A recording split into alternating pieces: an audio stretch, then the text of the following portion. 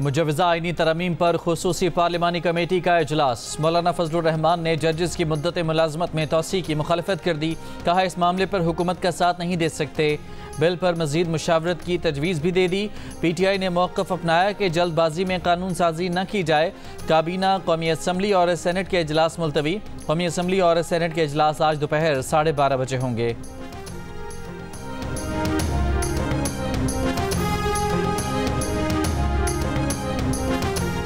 आज से पेट्रोल 10 रुपये फ़ी लीटर सस्ता कर दिया गया। पेट्रोल की नई कीमत 249 रुपये 10 पैसे फ़ी लीटर मुकर्रर। वज़ीर आज़म ने पेट्रोलियम मसनूआत की कीमतों में कमी की मंजूरी दे दी। डीजल की कीमत में 13 रुपये 6 पैसे फ़ी लीटर कमी। डीजल की नई कीमत 249 रुपये 69 पैसे फ़ी लीटर मुकर्रर।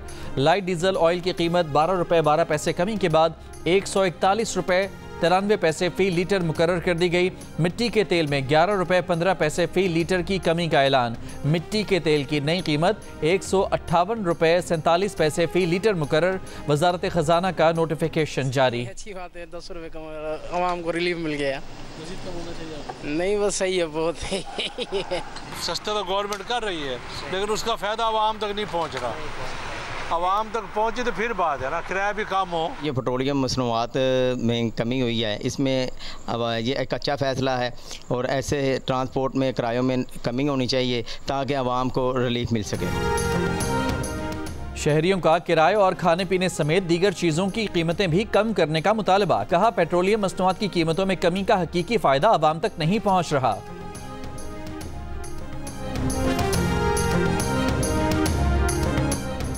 इतवार की रात पार्लियामान की खुसूसी कमेटी के इजलास के बाद वज़ीर कानून आज़म नज़ीर तारड़ ने कहा बिलावल भुट्टो और मौलाना फजलुर रहमान कुछ चीज़ों पर इत्तफ़ाक़ी राय कर रहे हैं। इत्तफ़ाक़ी राय के बाद आगे का लाएअमल तय होगा। नंबर ज़रूर पूरे होंगे।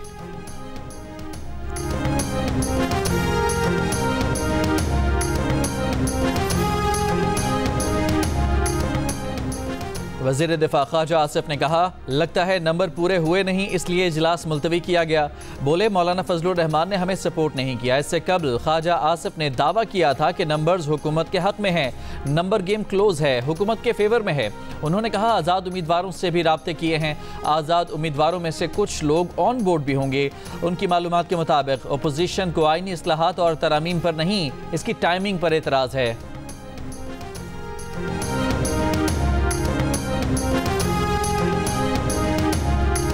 खुसूसी कमेटी के इजलास के बाद PTI चेयरमैन बैरिस्टर गौहर ने अपना मौक़िफ़ दोहराया कि पहले उन्हें आईनी तरमीम का मुसव्वदा तो दिखाया जाए, लेकिन अब तक सामने नहीं लाया गया। अगर हुकूमत इसी तरह तरमीम चाहती है तो ये गैर कानूनी होगा। हमने किसी चीज़ पर इत्तफ़ाक़ी राय नहीं किया। PTI रहनुमा शिबली फराज ने कहा कि आईनी तरमीम मंजूर करवाने के लिए हुकूमत की कोई तैयारी नहीं थी। कौम का एक दिन बिला वजह ज़ाया किया गया।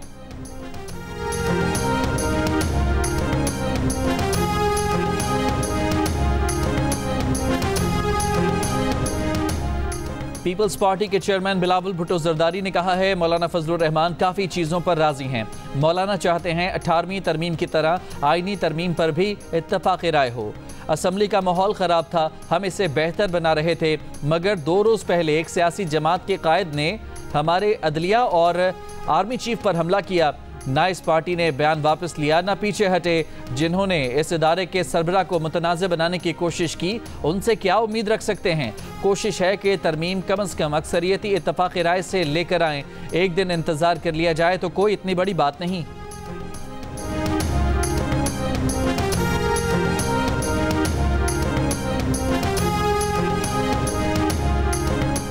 हुकूमत सुप्रीम कोर्ट के 5 सीनियर जजेस में से चीफ जस्टिस लगाएगी। चीफ जस्टिस ऑफ पाकिस्तान का इंतखाब 5 सीनियर जजेस के पैनल में से होगा। आईनी तरमीम के जरिए आईनी अदालत कायम की जाएगी। आईनी अदालत के चीफ जस्टिस और 4 जजेस की तकर्री जुडिशल कमीशन और पार्लिमानी कमेटी करेगी। कौमी असम्बली में मुजवज़ा आईनी तरमीम की तफसीलात जियो न्यूज़ ने हासिल कर ली। ज़राए के मुताबिक सुप्रीम कोर्ट और हाई कोर्ट के जजेस की तैनाती के लिए जुडिशल कमीशन और पार्लिमानी कमेटी को एक किया जाएगा। आइन के आर्टिकल 63A में भी तरमीम की जाएगी।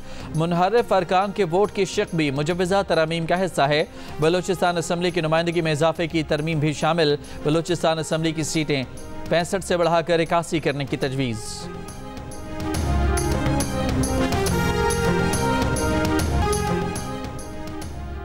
इतवार की रात सदर मुस्लिम लीग नून नवाज शरीफ लाहौर चले गए। ज़राए के मुताबिक आईनी तरमीम पर वोटिंग की सूरत में नवाज शरीफ आज दोबारा इस्लामाबाद आएंगे। रात गए मौलाना फजलुर रहमान की रिहाइशगाह पर अहम सियासी शख्सियात की आमद। साबिक वज़ीर आज़म शाहिद खाकान अब्बासी, मिफ्ता इस्माइल, वज़ीर आला बलूचिस्तान सरफराज बुगटी, साबिक निगरान वज़ीर आज़म अनवारुल हक काकड़ की भी मौलाना के घर आमद। मुजवज़ा आईनी तरमीम पर गुफ्तगू। JUIF के रहनुमा अब्दुल गफूर हैदरी ने कहा है कि आईनी तरमीम का मसवदा पढ़ने के लिए कम से कम 1 महीना चाहिए। सहाफ़ी ने सवाल किया तब तक तो काजी फायज़ ईसा रिटायर हो जाएंगे। अब्दुल गफूर हैदरी ने जवाब दिया तो होने दो, क्या फ़र्क पड़ता है, जजेस आते जाते रहते हैं।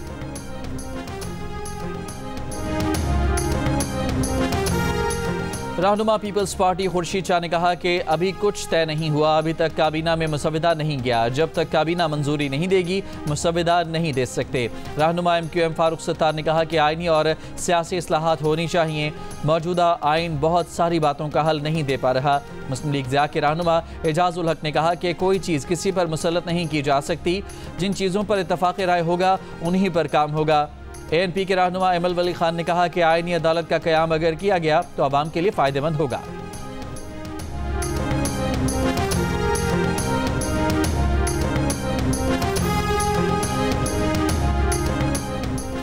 सरबरा BNP सरदार अख्तर मेंगल ने कहा जब तक तमाम सियासी जमातें मुत्तफ़िक़ हो जाएं तो फिर तरमीम लाई जाए। हुकूमत की जल्दबाजी समझ से बालातर है। क्या ये जमहूरियत है कि अरकान को कमरे में बंद करके वफूद मुलाकातें कर रहे हैं?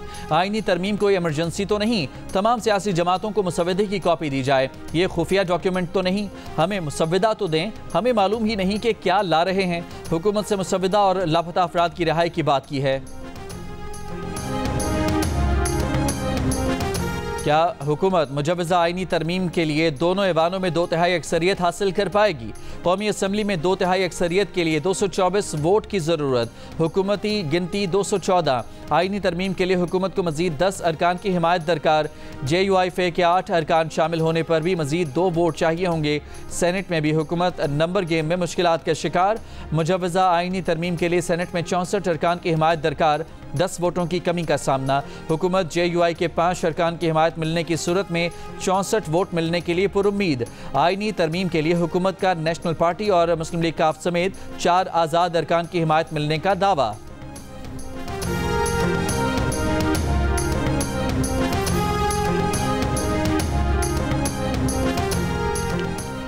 फ्लोरिडा में वेस्ट पाम बीच के गोल्फ क्लब के नज़दीक फायरिंग। वाक़या अमरीकी सदारती उम्मीदवार डोनाल्ड ट्रंप की गोल्फ क्लब से वापसी के वक्त पेश आया। FBI ने वाक़े को ट्रंप के कत्ल की कोशिश करार दे दिया। पाम बीच के कानून नाफिज करने वाले अहलकारों का कहना है ट्रंप बंदूक बर्दाश्त शख्स से 400 से 500 गज के फासले पर थे। हुक्काम को AK-47 किस्म का हथियार मिला है। फायरिंग करने वाले की शनाख्त रियान वेस्ले के नाम से कर ली गई है। सीक्रेट सर्विस ने हिफाजती इक़दाम के तौर पर फायरिंग की। ट्रंप ने कहा कि वो महफूज और बिल्कुल ठीक हैं। इस किस्म के वाक़यात उनके हौसले पस्त नहीं कर सकते, वो हथियार नहीं डालेंगे। 2 माह पहले 13 जुलाई को रियासत पेंसिल्वेनिया की रैली में ट्रंप पर कातिलाना हमला हुआ था।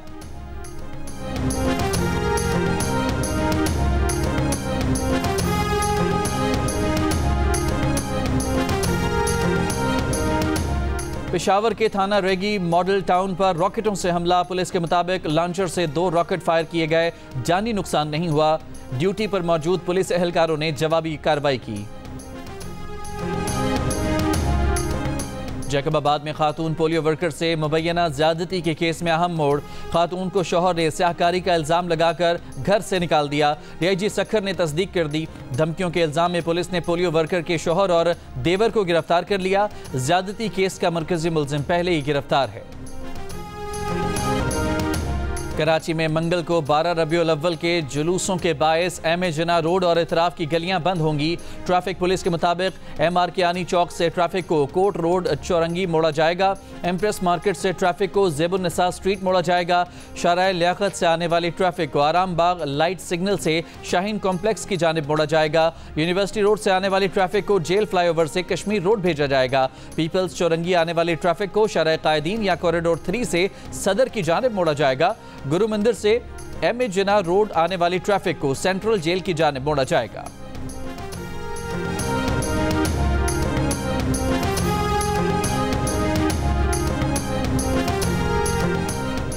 हफ्ते के रोज कराची एयरपोर्ट आने वाले 2 मुसाफिरों में मंकी पॉक्स की तस्दीक न हो सकी। महकमा सेहत के मुताबिक मंकी पॉक्स टेस्ट की रिपोर्ट्स मनफी आने के बाद दोनों मुसाफिरों को घर रवाना कर दिया गया। तीसरे मुसाफिर को भी अलामात न होने की तस्दीक पर घर जाने की इजाज़त दे दी गई थी। मुसाफिरों को मंकी पॉक्स के शुबे में इन्फेक्शन डिजीज अस्पताल मुंतकिल किया गया था।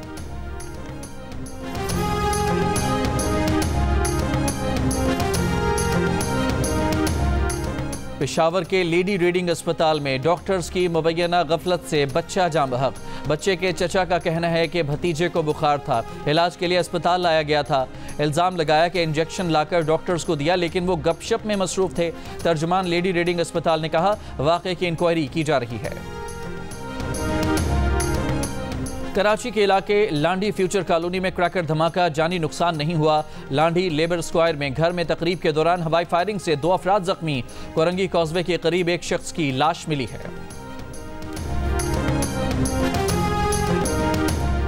यमन से हौसी ग्रुप का इसराइल पर बैलिस्टिक मिसाइल का हमला।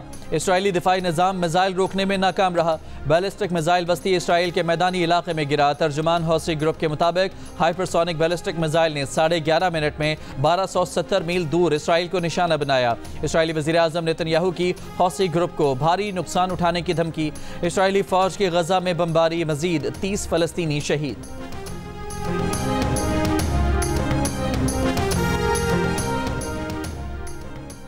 गजा में इसराइली मजालिम के खिलाफ बरतानिया में मुजाहिरा। लंदन में हज़ारों अफराद की एहतजाजी रैली। फ़लस्तीन हामी मुजाहिरीन का गजा शोहदा से इजहार यकजहती। ट्रफलगर स्क्वायर पर अलामती लाशों के थैले रखकर हुकूमत से इसराइल को हथियारों की फराहमी रोकने का मुतालबा। नीदरलैंड्स में भी सैकड़ों अफराद की रैली। गजा में फौरी जंग बंदी का मुतालबा।